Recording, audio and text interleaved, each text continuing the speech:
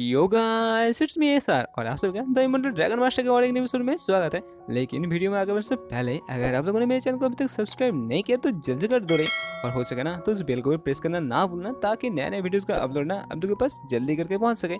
जैसा कि पिछले वाले एपिसोड में हम लोगों ने देखा था, यहाँ पे जाओ अपने पिताजी के साथ ना रात तक जाम शेयर करते हैं और यहाँ पे ना अपने पिताजी को कहता है कि एक काम करो ना पिताजी, जितने सारे क्लैन है सबके साथ यहाँ पे बेट करते हैं ताकि अगर मैं इस कॉम्पिटिशन में जीत जाऊँ ना तो सब क्लैन के जितने सारे रिसोर्स है मैं उसे हड़प सकूँ। और यही पर अपने पिताजी के साथ जो मीटिंग था उसे खत्म करने के बाद ना टल्ली होकर हम लोग जाओ अपने रूम पे आ रहा था। तभी यहाँ पे आते आते भी हम लोग जाओ सोचता है कि ये जो नेक्स्ट दिन का मैच होने वाला है ये बहुत ही आसान होने वाला है। वैसे भी जितने सारे रिसोर्स है ना सब तो मैं ही लूटूंगा क्योंकि मैं ही जो जीतने वाला हूँ। और इसी के साथ वो सो जाते हैं और सोते वक्त भी सोच रहा था कि पिताजी आप ना कोई टेंशन नहीं मत लो क्योंकि मैं ना जितने सारे क्लैन है सबको बेवकूफ बना के सबका रिसोर्स खाने वाला हूँ। और तभी ना हम लोग को जाओ का हाथ किसी बहुत ही सॉफ्ट और नरम चीज में जाकर लगता है जो देखने के बाद ना जाओ का जितना सारा यहाँ पे नशा था सब एक बार में उतर जाता है। तभी यहाँ पे अच्छे से देखने के बाद तो उसे पता चलता है ये रूम था उसका नहीं था, ये रूम था उसके सिस्टर इन लोग का। और वैसे भी अभी उसका हाथ ना मिस नैन के मुंह में जाके लग गया था। और ये देखने के बाद ना हम लोग जाओ ना बहुत ही डर जाता है और सोचते हैं कि चलो अभी इसी मौके का फायदा उठाते भागा जाए। लेकिन अगर ये बंदी यहाँ पे उठ जाती है ना तो आज हम लोग जाओ का जो खेला था यहीं पर ही खत्म हो जाएगा। लेकिन तभी यहाँ जाओ को महसूस होता है जैसे मैंने उसके पीछे ना कोई डीमन आ चुकी है। भला चीज महसूस होने के बाद हम लोग जाओ ना यहाँ पे डर के मैंने पसीने पसीने हो जा रहा था। लेकिन तभी पीछे से नैन लिन से ना हम लोग जाओ को पकड़ लेते हैं और ये देखने के बाद जाओ ना बहुत डर जाता है और कहता है अरे मिस नैन मुझे माफ कर दीजिए अगर मैं कहूँ ये ना गलती से हो गया कि आप मानो। लेकिन तभी यहाँ पे नेक्स्ट ही मोमेंट होता है जहाँ पर ना जो जाओ क्लान का गेस्ट रूम था उसके अंदर से बेचारे जाओ का चिल्लाने का आवाज सुनाई दे रहा था। तभी इसके साथ नेक्स्ट दिन सुबह का सीन दिखाते हैं जहाँ पर जाओ ना बाकी सारे बंदे के साथ बैठ के यहाँ पे डाइनिंग कर रहा था। लेकिन उसका फेस ना एकदम देखने लायक था जो कि एकदम पिटा हुआ लग रहा था।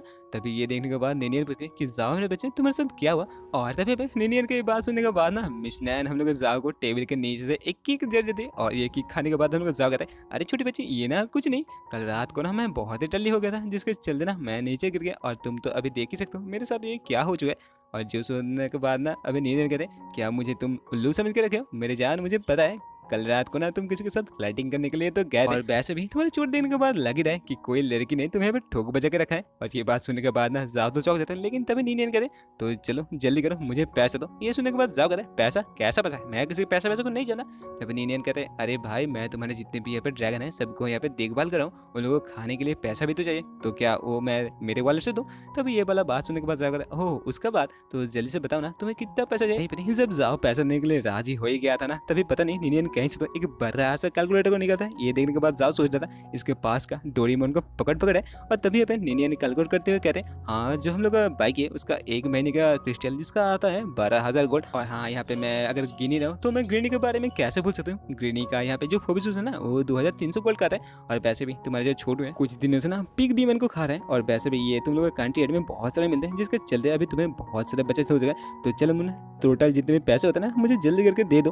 तभी यहाँ पे इतने सारे पैसे का बात सुनने के बाद ना जाओ तो रोने लगता है और रोते रोते कहता है कि ठीक है मुझे याद आ गया, मुझे ना अभी जल्दी करके टॉयलेट जाना है और मैं यहाँ पे भाग नहीं रहा हूँ। छोटी बच्ची तुम चिंता मत करो, मैं आने के बाद ना तुम्हें जितने भी पैसे हैं वो तो दे दूंगा। ये कहने के बाद ना हम लोग जाओ से ना 9 तो 11 हो जाता है। और तभी यहाँ पे भागते भागते हम लोग जाओ सो जाता है। ये तो मेरा ही ड्रैगन है, वैसे भी इन लोगों के खाने का बंदोबस्त तो मुझे ही करना पड़ेगा। और तभी यहाँ पे भागते भागते ना हम लोग जाओ अचानक से किसी को बहुत ही नरम चीज के साथ टकरा सा जा रहा है। और तभी इसी के साथ नेक्स्ट सीन हमें पता चलता है ये नरम सा चीज और कुछ नहीं हम लोग मिस यांग का बू था जहाँ पे टकराने के बाद ना हम लोग जाओ उठ खड़ा होता है और कहता है मिस यांग आप इतने सुबह सुबह यहाँ पे क्या। पिताजी ने मुझे फिर से बुलाया जहाँ पर ना मिस यांग को दिखाया था जो कि अभी तक नीचे ही लेटी पड़ी थी। जो यहाँ पे शरबत हुए कहते हैं नहीं यंग लॉर्ड मैं तो यहाँ पे आया था ताकि आपको ब्रेकफास्ट के लिए बता दूँ। तभी यहाँ पे जाओ कहता है वो ब्रेकफास्ट मैंने तो ब्रेकफास्ट कर चुका हूँ, वैसे भी आप जा सकते हो, वैसे भी ना अभी मुझे कहीं पे जाना है। और तभी यहाँ पे जाओ को दिखाता है जिसके नोज से ना अभी ब्लीड हो रहा था। और तभी यहाँ पे हम लोग जाओ सोच रहा था कि मेरे जो छोटू है अभी मेरे सोल रेम के अंदर ये रिकवर हुए और मुझे तो लग रहा है इसका जो रिकवर रेट है ना ये बहुत जल्दी जरूर है।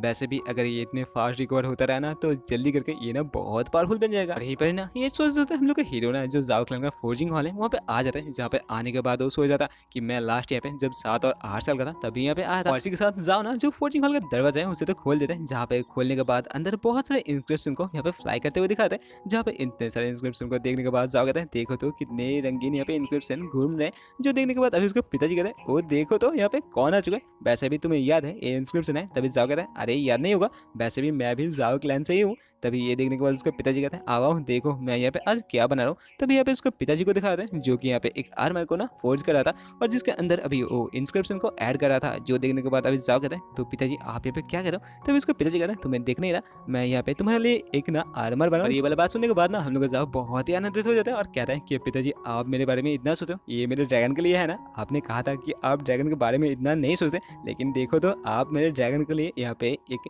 आर्मर बना। वैसे भी आप बहुत ही अच्छे हो। जो सुनने के बाद उसके पिताजी कहते हैं हाँ अभी मेरे तारीफ करो, अभी तो तुम मेरे तारीफ करोगी ना तुम्हारे ड्रैगन के लिए जो मैं बना रहा हूँ। तभी हम लोग जाओ कहते हैं वैसे भी पिताजी मैं आपके पास से ना कुछ जानने के लिए आऊँ। तभी उसका पिताजी कहते हैं क्या जानने के लिए आऊँ। जहाँ पे हम लोग जाओ कहते हैं कि फोर्जिंग के बारे में कुछ सीखने के लिए आऊँ। जो सुनने के बाद तो उसके पिताजी चौंक जाते हैं और इसी के साथ ना वो रोने लगते हैं और झटपट करके नीचे गिर के कहते हैं कि हे भगवान आपका लाख लाख शुक्रिया कि आप इतने आज दयालु हैं। वैसे भी मेरा बेटा ना आज हम लोग जो क्लैन का टेक्निक है जो फोर्जिंग है उससे सीखने के लिए आया है। जहाँ पे पीछे से ये सब कुछ देख रहा था और सोच रहा था क्या ये कुछ ज्यादा नहीं हो रहा है पिताजी। तभी यहाँ पे उसको पिताजी कहते हैं वैसे भी मेरे बेटे बताओ तुम क्या जानना चाहते हो। तभी हम लोग जाओ कहता है क्या पिताजी ये जो इंस्क्रिप्शन चीज है ये कौन से बल का नाम है। तभी उसका पिताजी कहता है क्या तुम्हें इंस्क्रिप्शन के बारे में इतना सा भी पता नहीं। इंस्क्रिप्शन है किसी जो आर्मन का या फिर तुम्हें हथियार कह सकते हो उसका सोल। तो मेरे बच्चे तुम देखो तुम अभी ना एक ड्रैगन मास्टर हो और तुम्हारे पास बहुत सारे ड्रैगन है, लेकिन अगर तुम्हारे ड्रैगन के पास कोई स्किल नहीं होगा ना तो एक स्नेक के बराबर होगा। वैसे ही अगर किसी वेपन के पास अपना सोल यानी कि जो इंस्क्रिप्शन है वो ना होना तो एक बेकार वेपन है। और यही पर एक ब्रोंज के वेपन के अंदर मैं जब एक इंस्क्रिप्शन से ऐड करता हूँ ना एक बहुत ही पावरफुल एज ग्रेड का आइटम बन जाता है। और इसी के चलते क्लैन के पास कोई फाइटर ना होने के बावजूद भी ना हम लोग सभी क्लैन के आगे हैं। तभी यहाँ पे अपना जाओ कहते हैं कि पिताजी किसी आर्मर या फिर किसी वेपन के पास क्या अपना सोल यानी कि इंस्क्रिप्शन हो सकता है। जो सुनने के बाद उसके पिताजी कहते हैं हाँ ऐसा हो ही सकता है, लेकिन ये ना लाखों में एक के साथ होता है। जो एक तलवार मानो बहुत सारे एनिमी का यहाँ पे ब्लड को एब्जॉर्ब कर चुका है ना तो उसके पास एक ब्लड जैसा इंस्क्रिप्शन रहेगा। वैसे भी किसी आर्मर के पास भी ना अपना सोल हो ही सकता है। जैसे कि मानो कोई आर्मर बहुत सारे यहाँ पे हिट को कलेक्ट करता है यानी कि बहुत सारा हिट ले लेता है तो फ्यूचर में ना उसके पास अपना खुद का एक इंस्क्रिप्शन का ग्लो रहेगा। फिर से हम लोग जाओ कहता है क्या पिताजी ऐसा हो सकता है किसी का जो सोल है वो यहाँ पे ब्लॉक किया गया है। जो सुनने के बाद अभी उसके पिताजी कहते हैं नहीं ये तो हो ही नहीं सकता, लेकिन ये हो सकता है। ये डिपेंड करता है उसके जो यूजर है उसके यूजर के ऊपर, उसके आगे कौन खड़ा है और वैसे भी उसके आसपास के इन्वायरमेंट के ऊपर। जो सुनने के बाद अभी हम लोग जाओ बहुत ही खुश होता है और कहते हैं मेरे पास जो ड्रैगन का सोल है जिस वेपन के पास उसके अंदर अगर मैं इंस्क्रिप्शन को ऐड कर देता हूँ ना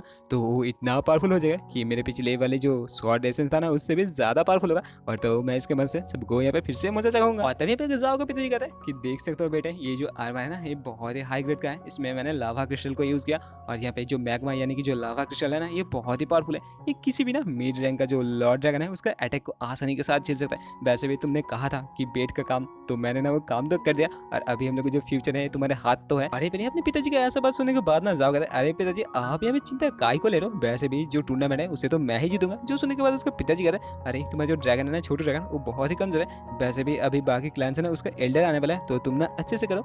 जो सुनने के बाद अभी जाओ कहते अरे पिताजी आप टेंशन काय को ले रहे हो, वैसे भी मैं ही जीतूंगा।